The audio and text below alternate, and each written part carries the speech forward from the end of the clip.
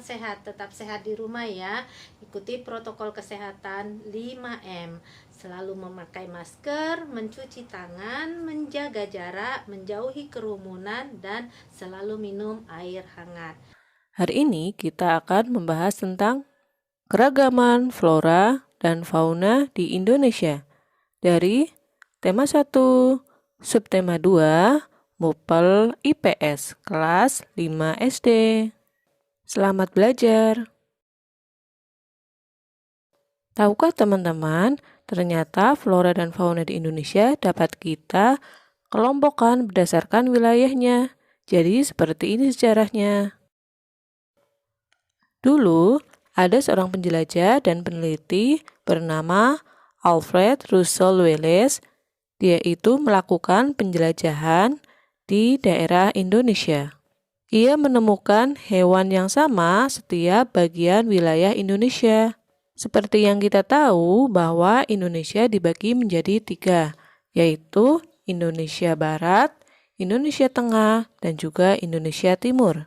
Setiap bagiannya ternyata mempunyai hewan dengan ciri khas tertentu.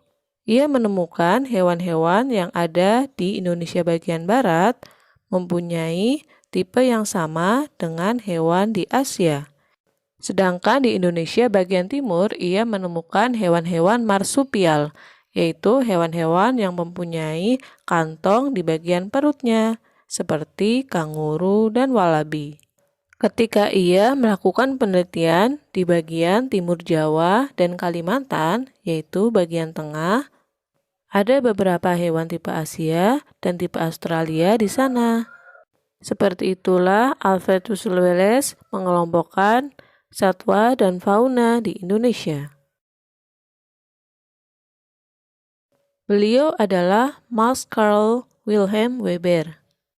Ia adalah peneliti fauna dan juga flora dunia yang menemukan batas pemisah antara fauna Asia dan juga fauna Australia. Batas itu digambarkan dalam sebuah garis, dan garis itu bernama garis Weber.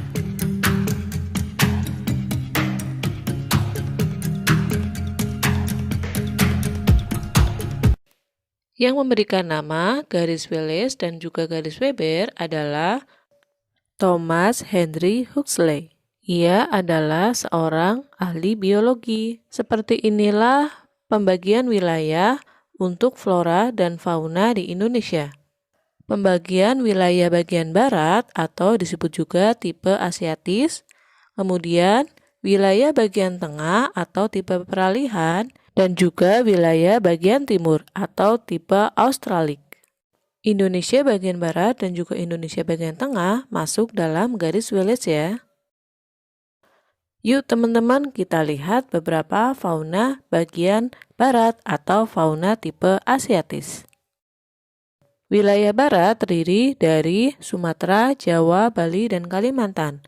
Contoh hewannya adalah gajah, harimau, badak bercula 1, ular, burung hantu, dan kemudian burung gagak, ada juga unggas. Berikutnya kita lihat fauna bagian tengah atau tipe peralihan. Wilayah bagian tengah meliputi Pulau Sulawesi, Maluku, Nusa Tenggara, dan juga pulau kecil lainnya. Ada hewan babi rusa, anoa, kuda, komodo, kemudian ular, burung maleo, dan burung mandar. Kita pindah ke fauna bagian timur atau tipe Australik. Wilayah Indonesia bagian timur meliputi wilayah Halmahera, Papua, dan juga Kepulauan Aru. Contoh-contoh hewannya antara lain adalah beruang, kanguru, walabi, kemudian kelelawar, ular, burung cendrawasih, dan juga burung kasuari. Setelah kita membahas tentang pembagian hewan atau fauna yang ada di Indonesia, selanjutnya kita membahas tentang flora atau tumbuhan yang ada di Indonesia. Flora di Indonesia dibagi menjadi dua wilayah, yaitu wilayah Indonesia bagian barat atau disebut juga dengan kelompok Indo-Malayan, dan juga Indonesia bagian timur atau disebut juga dengan kelompok Indo-Australian.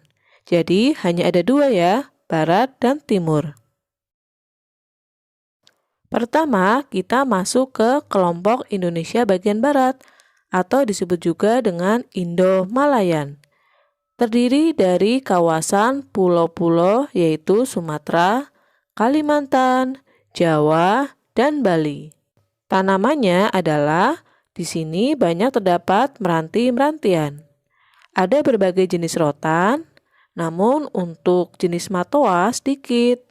Anggrek pun juga sedikit. Ada juga berbagai nangka. Namun tidak banyak tumbuhan sagu dan tidak ada hutan kayu putih. Berbanding terbalik dengan wilayah Indonesia bagian timur, yaitu tipe Indo-Australian, yang meliputi Pulau Nusa Tenggara, Maluku, dan juga Papua. Di sini, meranti-merantiannya sedikit. Rotannya tidak berbagai jenis. Matoanya dan juga anggreknya banyak.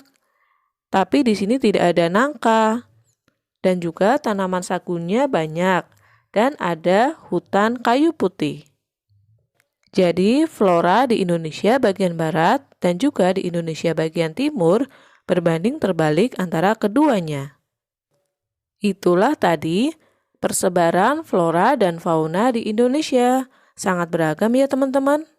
Selain contoh-contoh tadi yang sudah disebutkan, sebenarnya masih ada lagi. Silakan teman-teman cari sendiri ya. Banyak membaca agar banyak ilmu. Sampai jumpa.